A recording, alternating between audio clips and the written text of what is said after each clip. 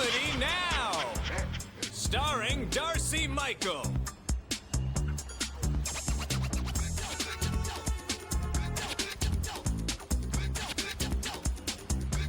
Please welcome Darcy Michael!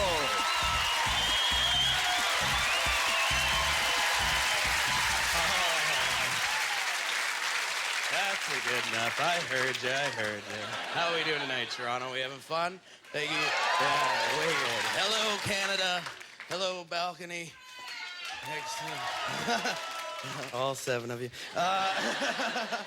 Oh, man, I'm so excited to be here. This has been a great year for me. I've been touring this great country of ours all year. I just got back from Montreal last week. I was at the Just for Laughs festival a little while ago. And yeah, Montreal, man. I'll tell you. Let me tell you something about Montreal. People always talk about how beautiful everyone is there, and they are so right. I've never felt uglier in my life than the week.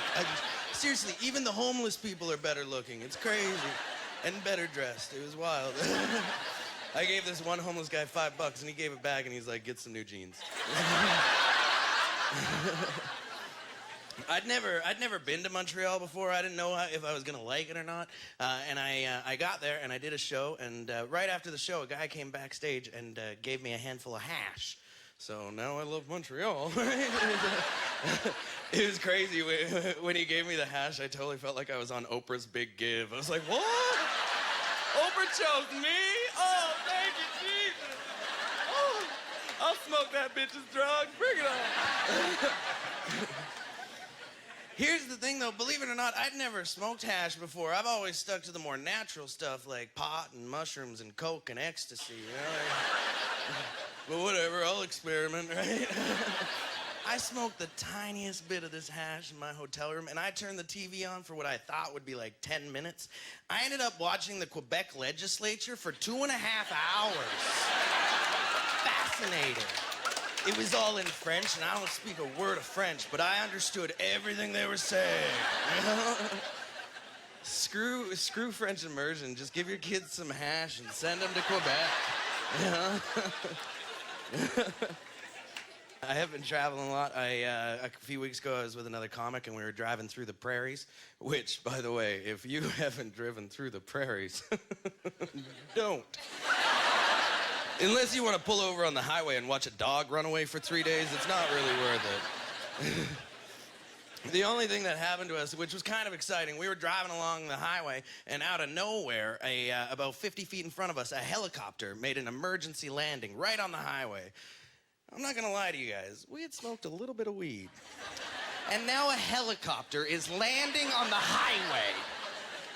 The comic I was with, he's like, wow, Tinkerbell is big. I was like, dude, I don't think that's Tinkerbell, man. I think it's the cops, you know? These roadblocks are getting dramatic. I'm all paranoid about roadblocks. I don't know if you guys saw this in the Globe and Mail a few weeks ago. There was an article about how the RCMP is trying to crack down on stoned drivers because apparently there's something unsafe about driving 10 kilometers an hour and signaling 8 blocks in advance. Who knew, right? Nobody told Fatty. Not to mention, you're already convinced every car in your rear view is a cop, right? That's not just me, is it? Anytime I'm driving my car at night, if I look in the rear view and see a car with 2 headlights, instantly I'm just like, oh shit, it's a cop. Act casual. Remember, you're not 7. It's not cool to wave to cops. Don't wave. Do not wave. You are not gonna wave this time. Do not. Oh my God. Oh shit, we're waving. Meanwhile, the cops are like, is that stoner waving at us again? Should we pull him over? Nah, let's just follow him for a while. They said, too, in this article, they're spending $10 million to train the RCMP in behavioral science. So if they think you're stoned, they're gonna pull you over and use these tricky little techniques to bust you. Basically, they're gonna walk up to you and throw down a bag of Cheetos, a Snickers, and a pickle. If you pick up all 3, you're going to jail. That's entrapment. I'd be like, screw it, man, take me to jail. I got snacks. I'm good till noon. Let's do this. They also said, this blew my mind. They said, if you smoke pot once, you are impaired for 24 hours. If that's the case, how come I gotta smoke another one after like 20 minutes? Huh? Fuck it, yeah, fuck it, man. You can have my car. Give me some of that 24-hour weed y'all talking about. Somebody's holding out, you know? That stuff could stop wars. People wouldn't be motivated to do anything. They'd be like, fuck it, you can have the oil. We got the weed. We'll figure it out. You shouldn't drive stoned, though, as much as I joke. You shouldn't drive drunk, for that matter, you know? I recommend everyone here do what I did, and it's very simple. You find a designated driver, and you marry them. Huh? No more planning ahead, you know? You just go to the AA meeting, pick out a cute, insecure one, and start the fucking party, right? Giddy up! She's looking at me like, who the hell married that train wreck? Believe me, I'm just as surprised. Actually, just 2 weeks ago, I celebrated my 5-year wedding anniversary, which was crazy. Oh, yeah, woo, yay, I'm not getting laid. Woo! No, people always talk about marriage being such a pain in the ass, you know, being stuck with one person forever and ever and ever. At the end of the day, folks, it's just nice to have someone to split the bills with. It's expensive to live on your own, you know? The price of hydro these days? I don't need you to sleep with me. I got high-speed internet. Let's do this. Pair up. I don't wear a wedding ring around my finger. I like to wear it around my neck to remind myself of the chokehold this marriage has on me. Well, that because my mom said a ring was inappropriate. Something about making the wedding awkward. I don't know. I wasn't listening.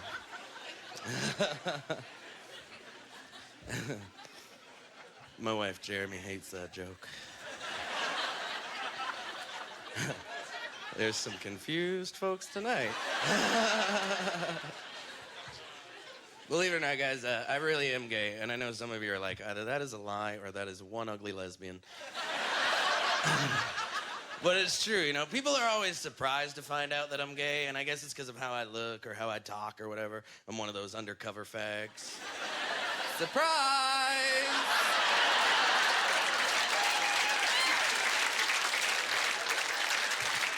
We're everywhere. And we're recruiting, so drink up, boys.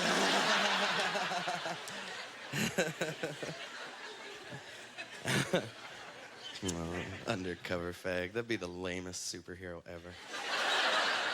Although, let's be honest, my costume would be fantastic. You still don't look like you believe me. If you're confused now, you should have been at my wedding. Poor grandma still hasn't figured out why I was holding hands with my best man.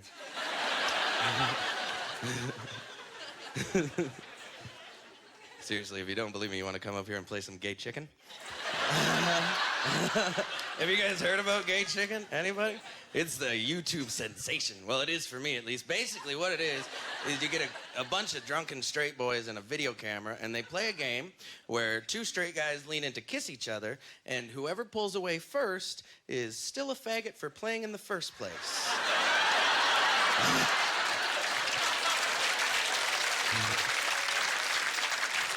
I'm not allowed to play gay chicken. The wife gets mad when I play gay chicken on stage. He hates it even more when I call him my wife, but I'm the one with the microphone, right? So who's the bitch now? Jeremy and I, we live in this small town outside of Vancouver called Ladner, British Columbia. And it's a real small town. You know, like the closest thing we have to a gay pride parade is when Jer and I check the mail at the same time. Yeah, we're doing it again. Getting a hydro bill. Thank you so much.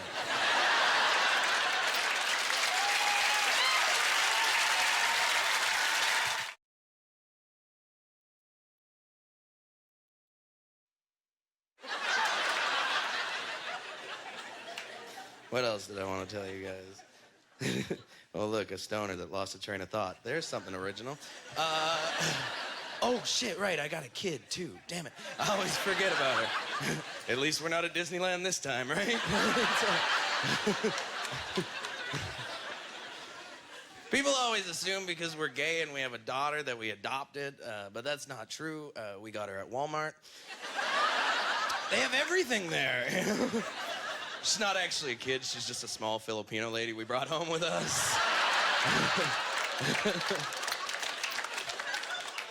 This is our daughter, Felipe. She turns 37 tomorrow. We are just so proud. You should see how she folds the towels. It's like we're at a hotel. I'm just kidding, man. She's not 37. Our daughter Grace, she's 9 years old. 9 or 10, somewhere around there. I'm sure she knows, you know. It's crazy being a gay parent, though, because, you know, we didn't know how to address the whole having two dudes for dads things when she was younger, so we decided we wanted to wait till she was older she could really understand it, you know? But when she was about 5, she came home from school one day, and she walked straight up to us with this stern look on her face. She goes, "Are you guys gay?" And Jared and I both look at each other, and we're like, "No." We're Scientologists.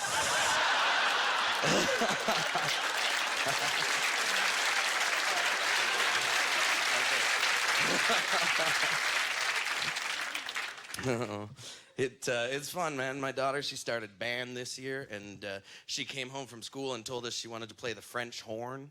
But I squashed that idea, because let's be honest, folks, I am not raising a lesbian.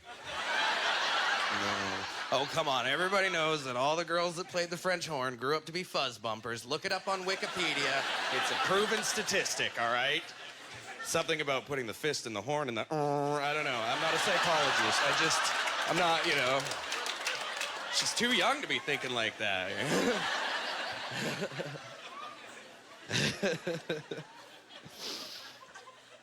She's playing the clarinet now. It's funny, though, I always forget kids don't pick up on sarcasm very well, and so now my daughter won't practice the clarinet when I'm home, because I might have told her that she sounded like a mountain goat humping a foghorn. Yeah, being a kid, she took it the wrong way. Oh, whatever. She got me back, man. This year they had a thing at her school where they had Hollywood Day, and it was you dress up like your favorite entertainer, and you go to school and do a little speech about it. And I didn't know what she was going to dress up as. Jared deals with that kind of stuff. And they came out of her bedroom one day, and she had this hat on and some glasses, and her hair was all curled out, and she had taken mascara and drawn a beard. And I was just, my heart broke. I was like, that is adorable, sweetie. Like, I can't believe that. You were so cute. You dressed up like your dad for Hollywood Day. And she looks up at me deadpanned and goes, "I'm Jack Black." Even my daughter knows I'm a fraud. That's awesome. Jack Black. I love being a parent, you know. I think it's fun. Are there any parents here tonight? We got some folks. Yeah, it's fun, right?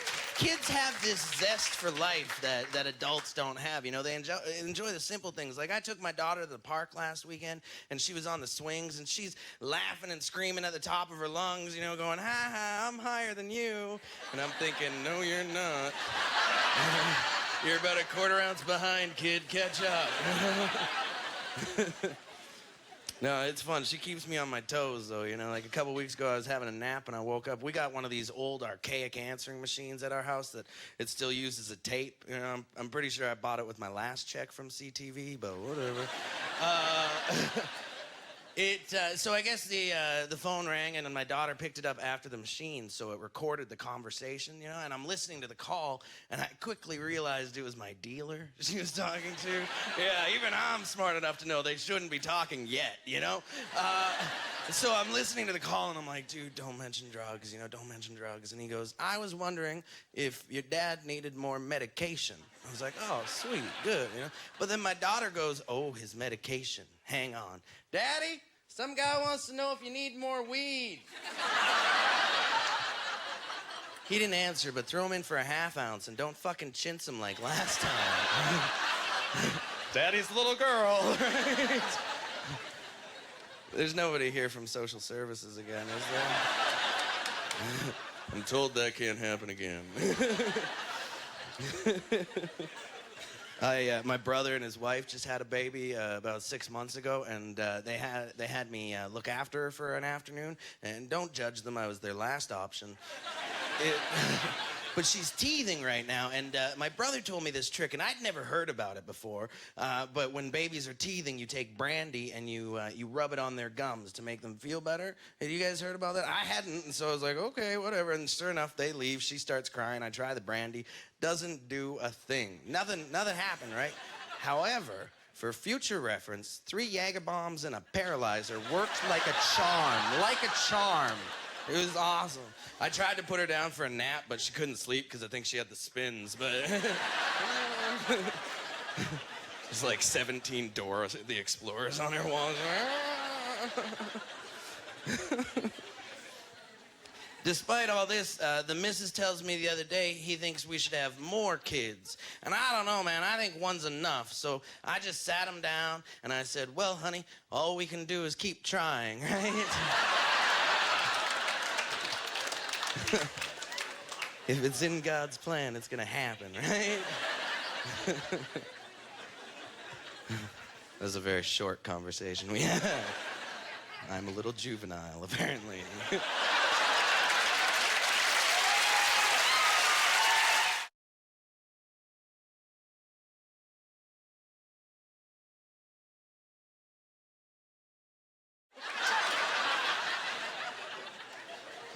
My folks retired a couple years ago, and they moved to Vancouver Island. I guess they're just gonna go over there and sit and wait to die like everybody else there. It's totally, Vancouver Island's like God's waiting room. You know? You just go, you pull your number, and you sit and you wait.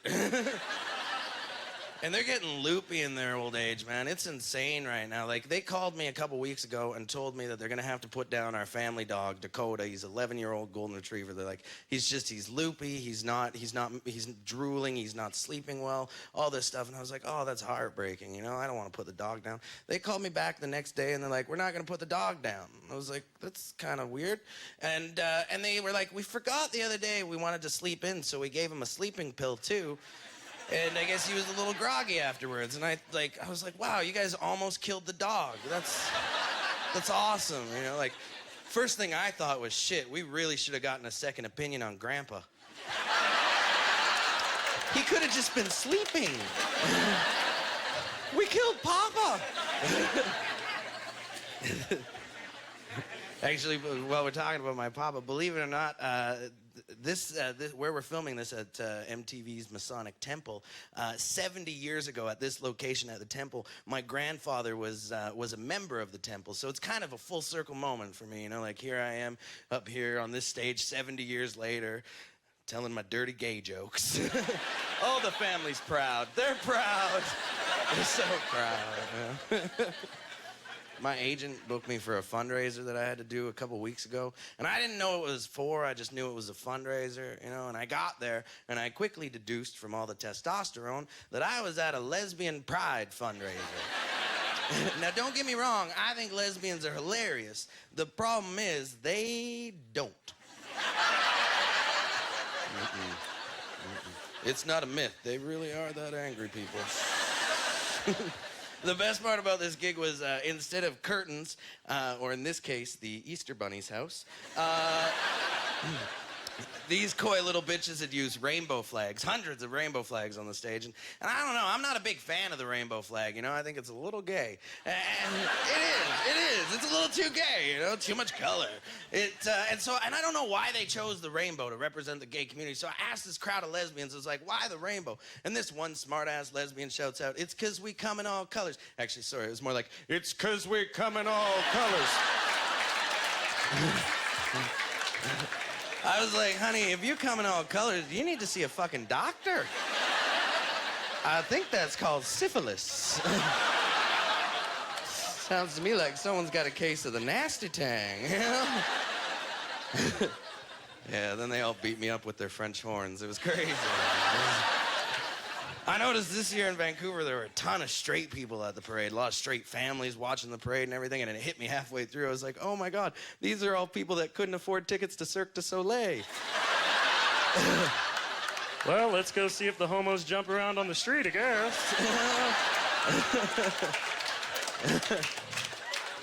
Cirque du Soleil. When I first heard that name, I thought it was the new name for the Gay Olympics, but it's not.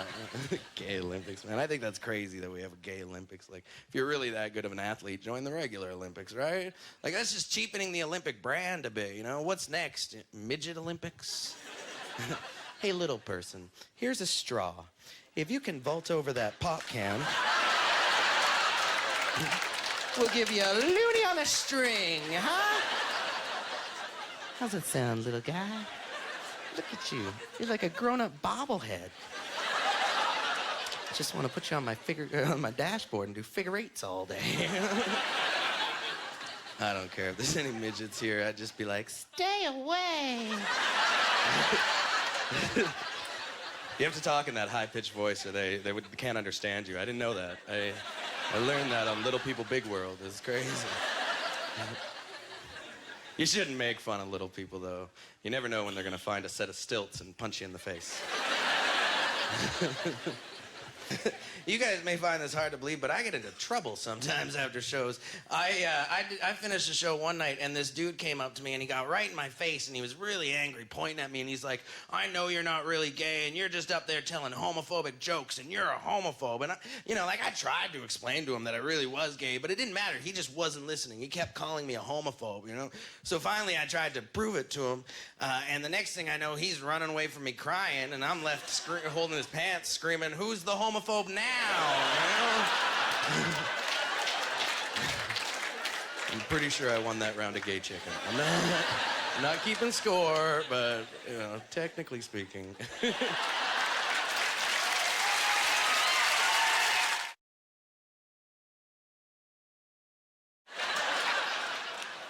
Thanks very much, guys. I had a blast. Thanks for coming out.